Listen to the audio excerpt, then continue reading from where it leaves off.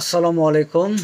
আমি অ্যাডভোকেট শামীম নবী শামীম নতুন আরেকটি ভিডিওতে আপনাদের সাথে স্বাগতম জানাচ্ছি। আজকে এখন প্রশ্ন করেছে যে আমি আমার স্বামীর সংসার করব না, আমি কিভাবে আমার স্বামীকে তালাক দিতে পারি, দেওয়ার পদ্ধতি কি, স্বামী যদি তালাকের নোটিশ গ্রহণ করতে না চায় তাহলে কি হবে, আমি মহারণার টাকা পাবো কি না, এবং তালাকটা দিব কীভাবে। আজকে মেসেঞ্জারে এরকম প্রশ্ন আমাকে করেছে একদম। তো ভাবলাম এই বিষয়টা আমি তাকে আমার মতন করে উত্তর দিয়েছি। ভাবলাম এই বিষয়ে একটি ভিডিও করা যাক। আপনারা জানেন যে আমি অ্যাডভোকেট শামীম নবী শামীম, নগর জজ কোর্ট, অনলাইনে বা আপনাদের সামনে নানাভাবে আমি প্রশ্ন উত্তর দিয়ে থাকি আইন বিষয়ে। আজকেও একটি এরকম নিয়ে এসেছি। বিষয়টা হচ্ছে যে অনেকে মনে করে যে স্ত্রী যখন স্বামীর সংসার করবে না তখন মনে করে যে আসলে তালাক দেব, স্বামী যদি নোটিশ গ্রহণ না করে, নোটিশ যদি স্বামী গ্রহণ না করে তালাকটা হয়তো বা গ্রহণযোগ্য হবে না। আবার উনি প্রশ্ন করছেন যে মহারণা আগে নিয়ে তালাক দেব নাকি মহারণা পরে পাবো তালাক দেওয়ার পর। তো বিষয় হচ্ছে এখানে আপনার সাথে যখন স্বামীর বনিবনা না হয় তাহলে আপোষের মাধ্যমে আপনার তো নিষ্পত্তি চেষ্টা করে দেখতেই পারেন। যদি আপোষের মাধ্যমে নিষ্পত্তি না হয়ে থাকে তাহলে আপনাকে কাজী অফিসে গিয়ে রেজিস্ট্রির যোগে তালাক প্রদান করতে হবে। তালাক দেওয়ার 3 মাস পর তালাক কার্যকর হবে।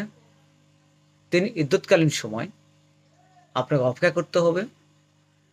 দ্বিতীয় বিষয় হচ্ছে যে এখানে স্বামীকে নোটিশ দেওয়ার দায়িত্ব প্রথমত মূলত কাজী সাহেবের, এটা যিনি তালাক দিবেন তার দায়িত্ব নয়।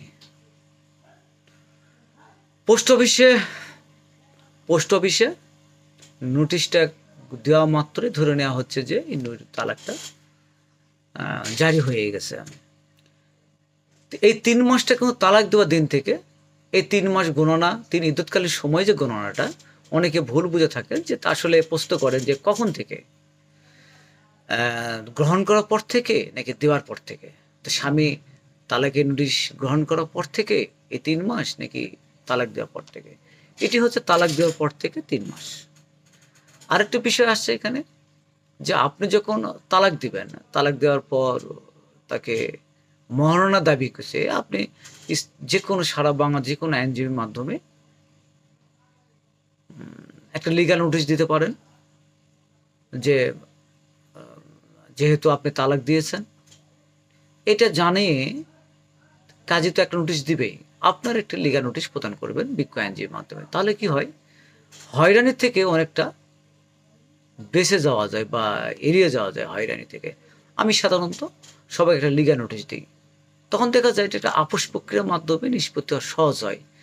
যদি না হয় তাহলে অবশ্যই আপনাকে পারিবারিক কোর্টে মহারণা এবং খরপোশের জন্য মামলা করতে হবে। এটা হচ্ছে আইনের বিধান। তো এখন প্রশ্ন দাঁড়াচ্ছে যে এখানে মেয়ে মানুষ বা স্ত্রী তালাক দিলে মহারণা পাবে কিনা। দেখুন, এটা হচ্ছে স্ত্রীদের হচ্ছে কোরআনিক হক। আল্লাহ তাআলা এই হকটাকে নির্ধারণ করেছেন। অর্থাৎ স্ত্রী যদি তালাক দেয়, উভয় পক্ষে মানে তালাক দেয়, বা স্বামীও যদি তালাক দেয়, স্ত্রী অবশ্যই মহারণা পাবে। ভিডিওটা বড় হয়ে যাচ্ছে, আর বড় না করি। যদি এরপরে যদি আপনার কোনো প্রশ্ন থেকে থাকে তাহলে অবশ্যই আমাকে জানাবেন। আমার এই ধরনের যদি আরও আইন বিষয়ে কোনো জানতে চান তাহলে আমাদের চ্যানেলটাকে সাবস্ক্রাইব করবেন, করে আমাদের সাথে থাকবেন। সকলেই ভালো থাকবেন। আসসালামু আলাইকুম।